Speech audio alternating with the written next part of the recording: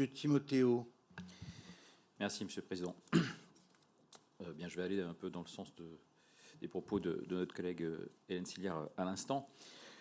C'est un donné acte que vous nous demandez, donc on donnera acte, mais s'il avait fallu, je le dis tout de suite, voter sur ce rapport, nous aurions voté contre cet abandon, évidemment, parce que à la lecture de ce rapport me viennent en réalité deux sentiments mêlés. Celui d'abord de la surprise et celui ensuite de la désolation. Celui de la surprise tout d'abord, de voir inscrit à cette séance ce projet d'abandon de la requalification, ou plutôt de la finalisation de la requalification de la RD 920 sur son tronçon nord.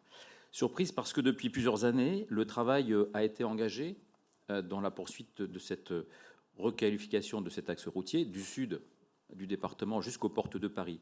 Et tout au long de ce processus, les deux départements, les Hauts-de-Seine et le Val-de-Marne, ont avancé de pair, ont su avancer de pair, même si les sensibilités politiques n'étaient pas exactement les mêmes, en tout cas jusqu'en 2021, mais je crois que l'intérêt général a conduit au moins jusqu'alors à mener de concert ce projet.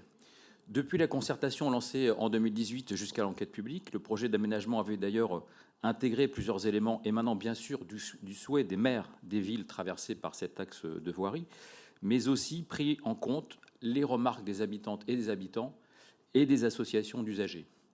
Avec le temps, il faut le reconnaître, le projet s'était nettement amélioré, même si quelques pistes d'avancée restaient encore possibles, notamment sur ici ou là quelques coupes d'arbres ou la sécurisation de certains carrefours. En 2023, la commission d'enquête donne un avis favorable. Nous votons ici la déclaration de projet. Donc, pour nous tous, si vous me passez l'expression, tout roule. La population, d'ailleurs, nous questionne les uns et les autres sur le terrain, sur les avancées du projet. Et en tant qu'élus, nous les informons bien évidemment des éléments du dossier. Nous avons connaissance ainsi que du calendrier. Et nous voyons, Hélène Siliard l'a dit tout à l'heure, et j'abonde, nous voyons une vraie impatience de la part des habitants de voir avancer ce projet. Et puis, patatras, ce matin, là, on voit et on découvre le Val-de-Marne qui, opportunément, ne déclare pas le projet de son côté, donc de fait l'abandonne, et nous impose par effet collatéral la même situation. Je ne vais évidemment pas dire merci ce matin à vos amis LR Val-de-Marnais, ni à Olivier Capitagno, qui n'ont même pas eu le courage de mettre aux voix le projet au sein de leur assemblée, et le cas échéant, d'assumer publiquement de le rejeter. C'était leur droit de changer d'avis, mais fallait-il encore l'assumer? Ils ont préféré la méthode administrative molle, qui permet d'éviter de prendre ses responsabilités et de motiver l'arrêt du projet.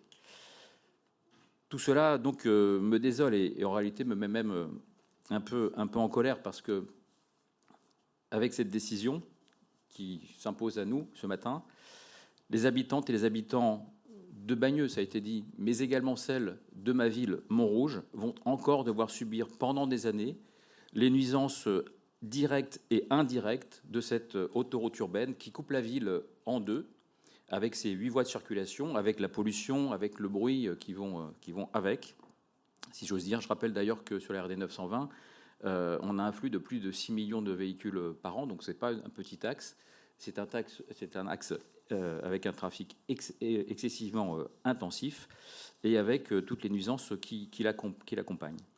Les habitants de Montrouge donc méritaient eux aussi de bénéficier d'un cadre de vie amélioré avec la réfection attendue de cet axe routier. L'horizon de cet aménagement n'était déjà pas tout près, puisque dans l'état actuel du dossier, il fallait attendre 2029 ou 2030, je crois, 2030, pour le voir aboutir. Mais en tout cas, un horizon était fixé. Or, aujourd'hui, cet horizon s'efface totalement. Aussi, Monsieur le Président, je pense, moi aussi également, comme Hélène Siliard l'a rappelé tout à l'heure, qu'il faut instamment rechercher une nouvelle voie pour que cette requalification puisse néanmoins se terminer et dans des délais les plus resserrés possibles.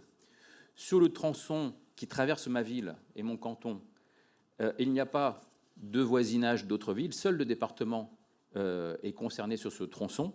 Aussi, je pense, doit-on pouvoir trouver une solution pour que l'aménagement puisse se poursuivre, au moins techniquement, du carrefour de la Vache Noire jusqu'aux portes de Paris. Et j'espère, Monsieur le Président, que l'on pourra rapidement trouver cette voie de rattrapage pour pallier le coup dur que nous inflige ce matin le département du Val-de-Marne. Je vous remercie. Bien, alors